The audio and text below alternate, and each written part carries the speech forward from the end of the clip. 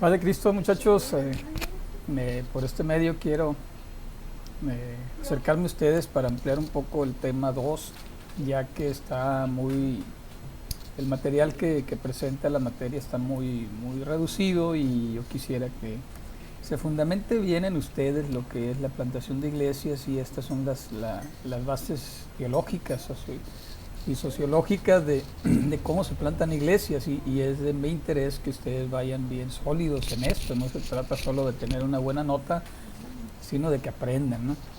Entonces, quiero abordar dos cosas. Primero, el término oikos, que refiere el autor ahí sobre las casas en el Nuevo Testamento, y también, por otro lado, la plantación de la iglesia en Antioquía, que menciona la Escritura, y que es fundamental para entender también el mover del Espíritu en esta cuestión. Quiero empezar con oikos. Miren, oikos es la palabra que los griegos utilizaron y que en el Nuevo Testamento los escritores bíblicos utilizaron para traducir, para mencionar el término que tiene que ver la familia, el lugar donde habita la familia. Y es importante entenderlo porque sucede lo mismo que con la palabra iglesia. Cuando decimos iglesia, normalmente lo primero que se nos viene a la mente es un templo, ¿no? 4 paredes, un techo, un templo, una cruz, y decimos, esa es la iglesia. Pero ya estamos entendiendo en la primera unidad que iglesia no es el templo, sino que somos nosotros, ¿verdad? El pueblo de Dios, con una misión de extender el reino de Dios. Pero sucede lo mismo con casa. Casa en los occidentales decimos, voy a ir a la casa, y pensamos en las 4 paredes de nuestra casa, nuestro techo, ¿verdad? Una instalación con un lugar donde comer, un lugar donde dormir, tal vez un lugar donde reposar, etcétera, un patio, y pensamos que eso es casa. Pero para los griegos y para los hebreos era muy diferente. Quiero hablar primero de la raíz, de dónde viene la palabra casa. Hace poco prediqué en la segunda iglesia y bueno, Ulises ya se la sabe, pero los hebreos utilizaban la palabra bayit para casa y tenía tres acepciones. La primera era el lugar físico donde vives, la casa, el palacio, la choza, las instalaciones, la cueva donde podías vivir. Es la primera alusión a la palabra bayit. La segunda es el templo, que es la casa donde vive Dios. También significaba eso, bayit, dependiendo del contexto. Y el tercero era la descendencia, donde dice el Señor, ¿verdad? Dios promete una casa a David de su descendencia. Está hablando de los descendientes, así que podemos decir la casa ¿verdad? De los Rojas, ¿ya?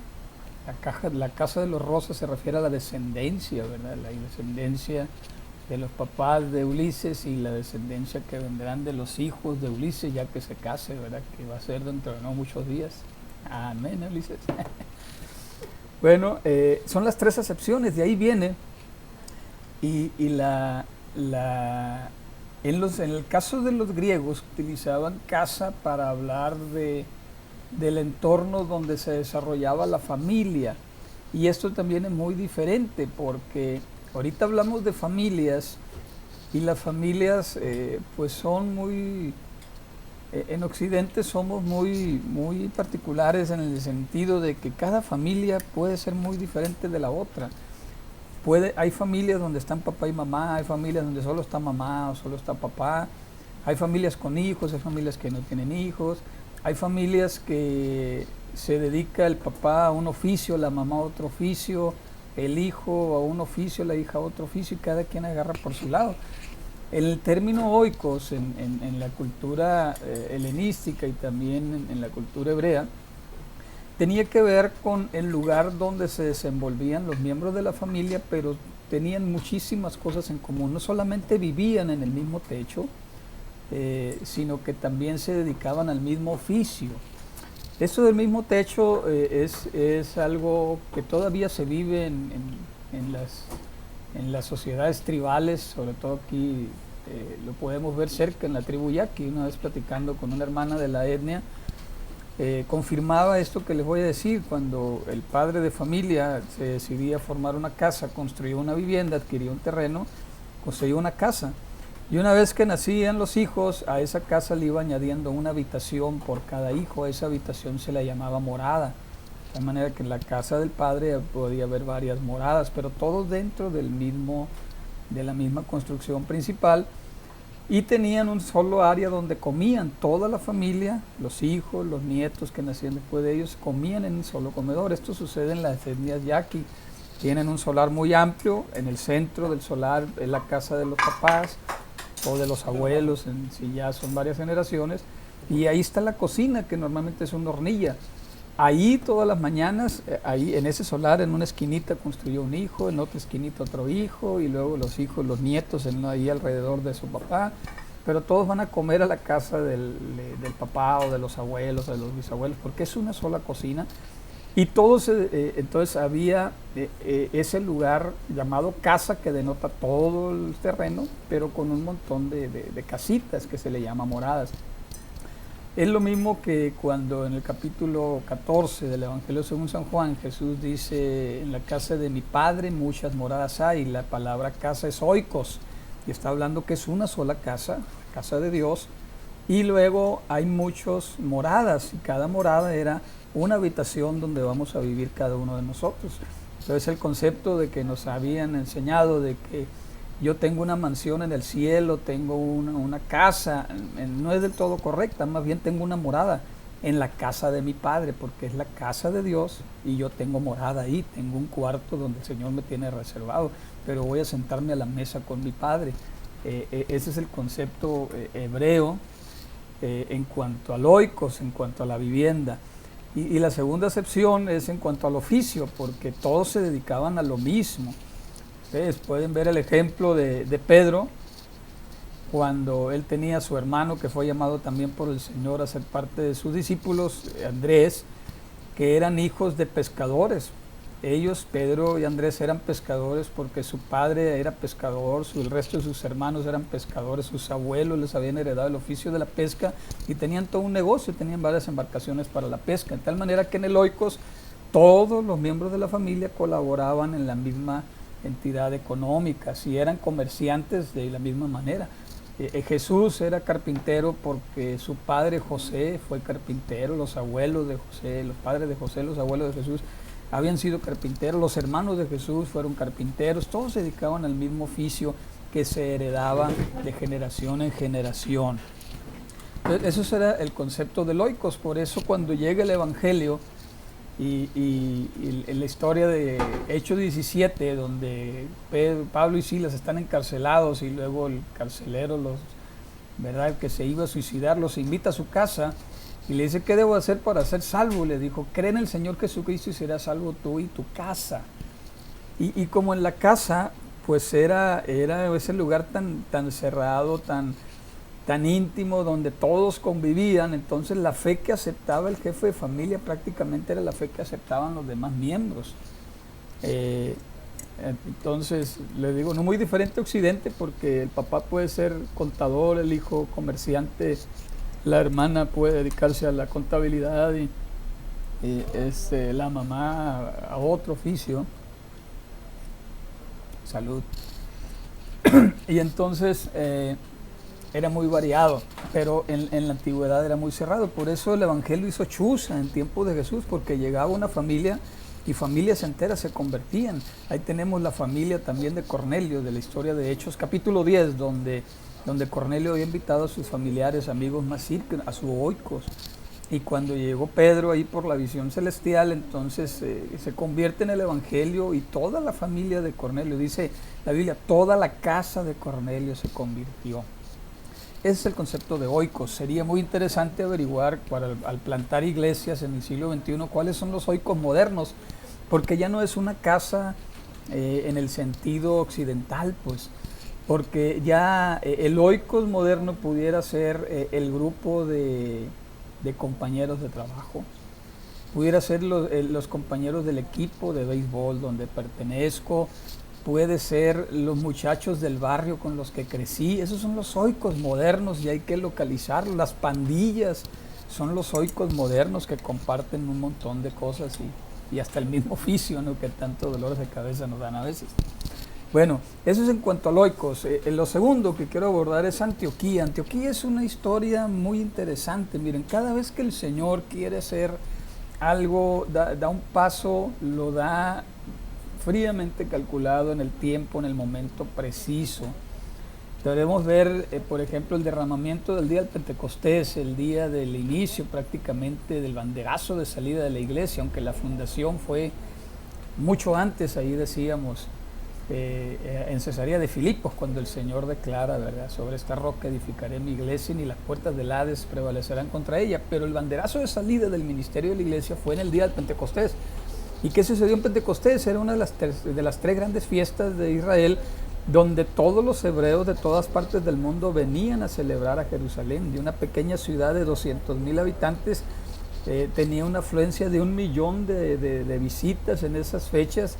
El comercio se disparaba, había un gran algarabía, pero había también de 70 naciones diferentes. En el día del Pentecostés estaban presentes las 70 naciones ahí, cuando el Señor derrama su Espíritu Santo y el Evangelio es predicado por ese grupo de los primeros 500 discípulos, 120 que prendieron la mecha y los otros que no estuvieron en ese devocional de oración en el aposento alto el día del Pentecostés, pero que también contribuyeron a la proclamación del Evangelio, bautizándose el primer día 3,000 personas por la predicación de 500 hermanos.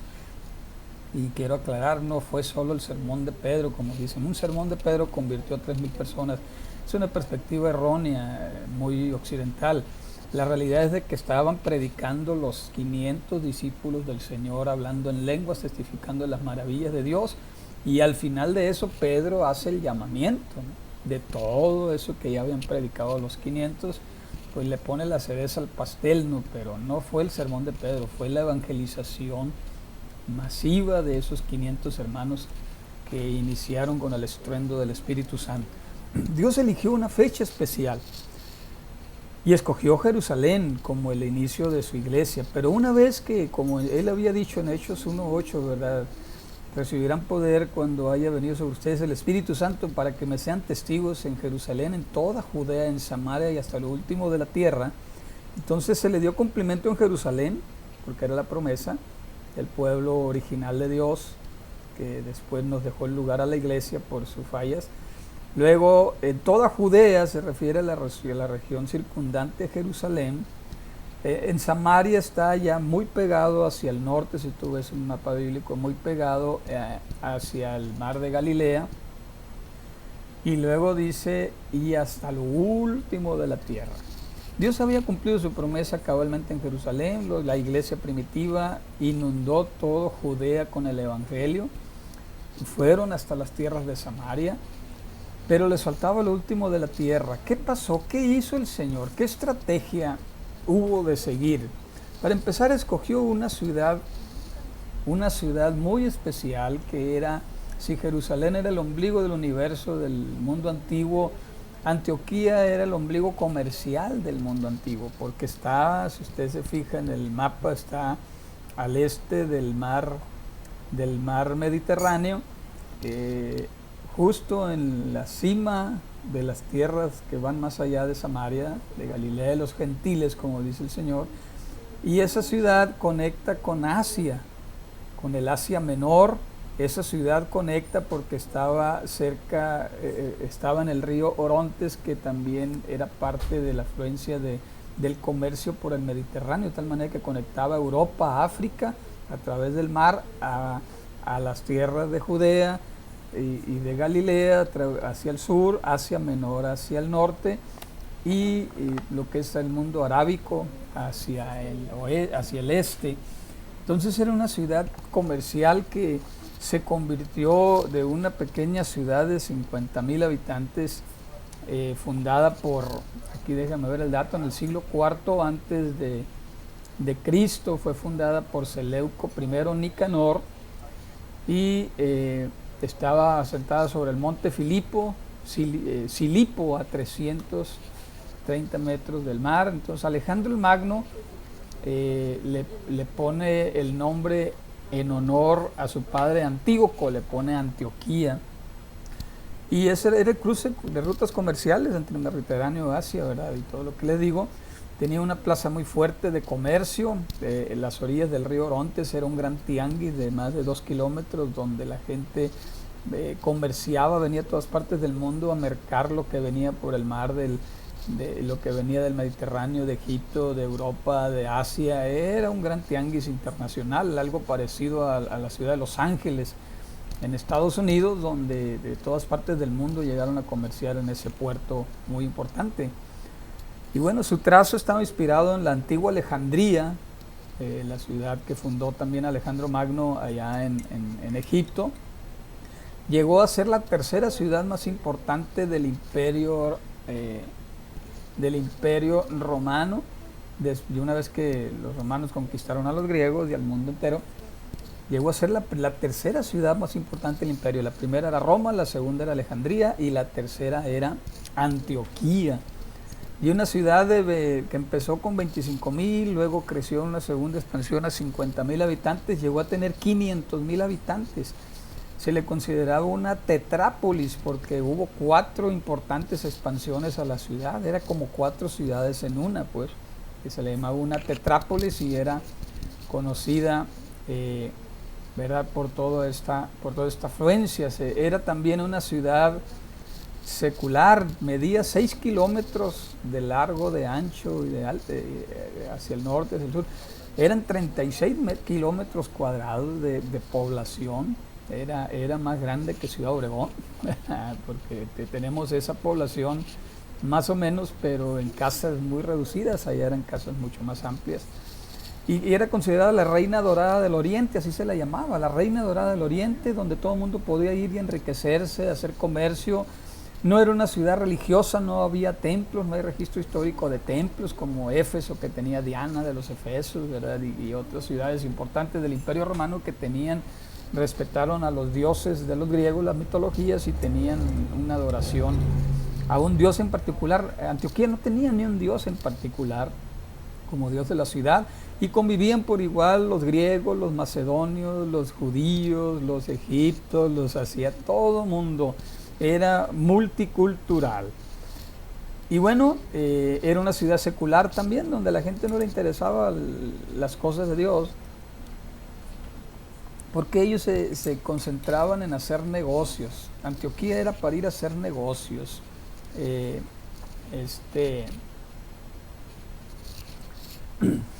Y bueno, ¿qué sucedió en esa ciudad? Miren cómo Dios planteó la estrategia. Una vez que los apóstoles se centraron y dijeron, ya le hicimos, plantamos todo, Judea está lleno del Evangelio, todo Samaria hemos conquistado con el Evangelio, y pensaron que ya era todo. Y entonces el Señor manda una persecución, reaviva la persecución de tiempos de Esteban, dice la Escritura, y muchos de los que fueron esparcidos de Judea y de Jerusalén fueron a dar hasta donde ya no los persiguieran. ¿Dónde no los perseguían? En Antioquía, porque Antioquía no era una ciudad religiosa.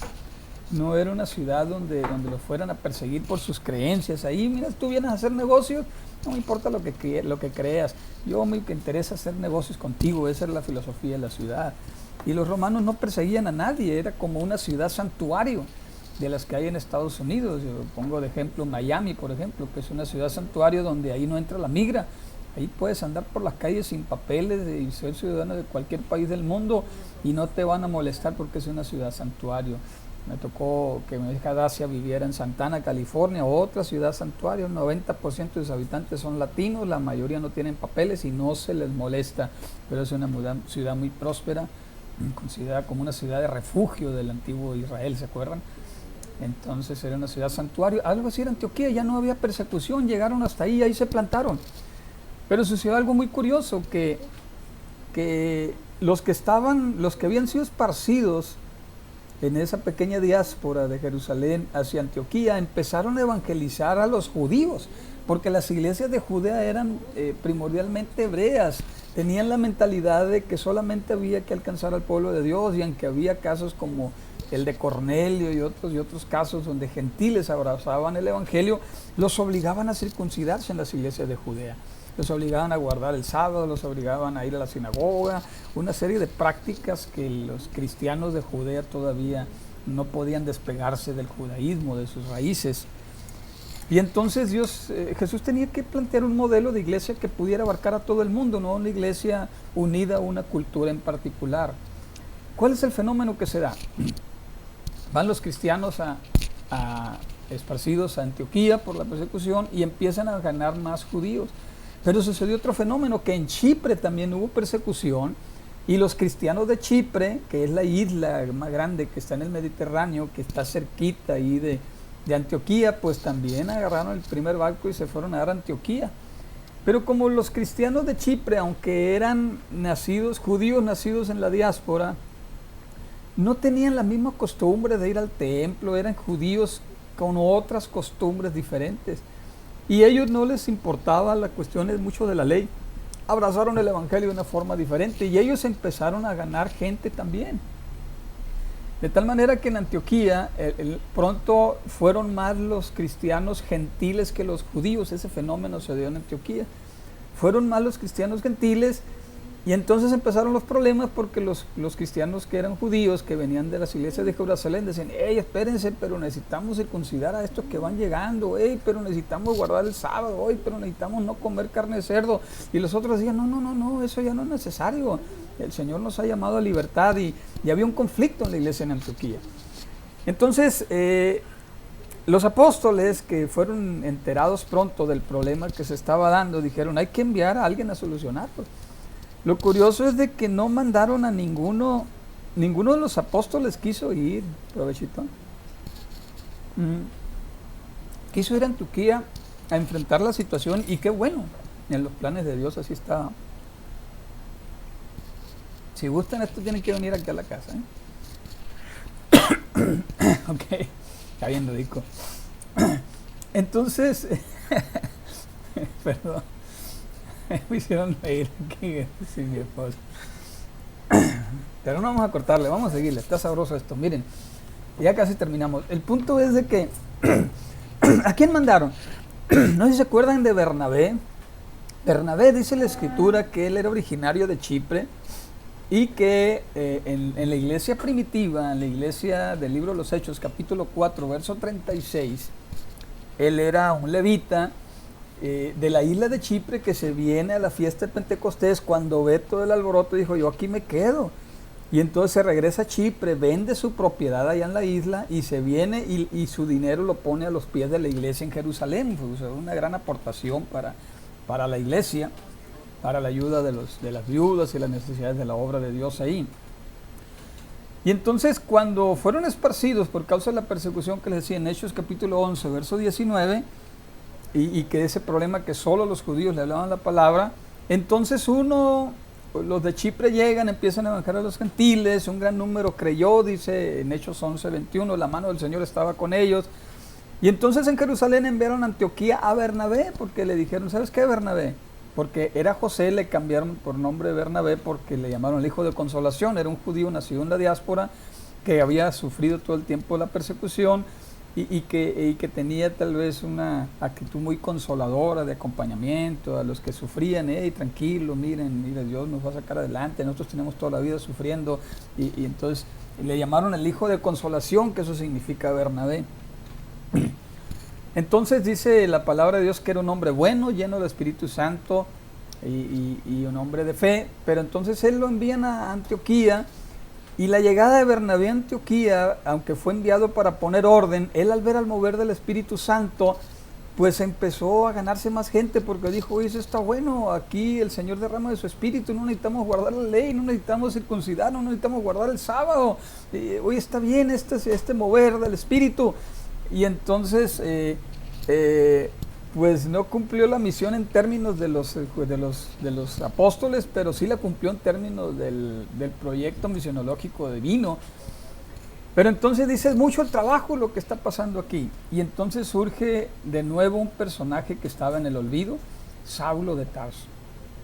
Saulo de Tarso ya se había convertido años atrás, camino a Damasco. Ustedes conocen la historia, es bautizado allá en Damasco, y luego después él va a Jerusalén, y después de ir a Jerusalén y empezar a testificar en las sinagogas a los judíos, lo quisieron matar, y los apóstoles dijeron: ¿sabes qué? Te vamos a pagar el boleto de regreso, pero vete a tu tierra, no queremos que te maten aquí. Y él accedió y se fue a Tarso, su ciudad natal en el Asia Menor. Y estando ahí, hermanos, hubo una gran confusión en Pablo. Bueno, en Saulo de Tarso, no era Pablo todavía. Y estuvo 10 años tratando de ganar a los suyos en el modelo judío.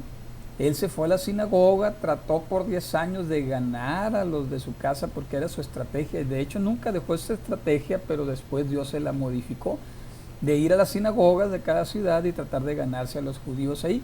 Pero no hay registro histórico, no hay registro bíblico de que en Tarso se haya levantado una iglesia. Nos habla del fracaso rotundo de Saulo de Tarso en la estrategia de judaizar el cristianismo.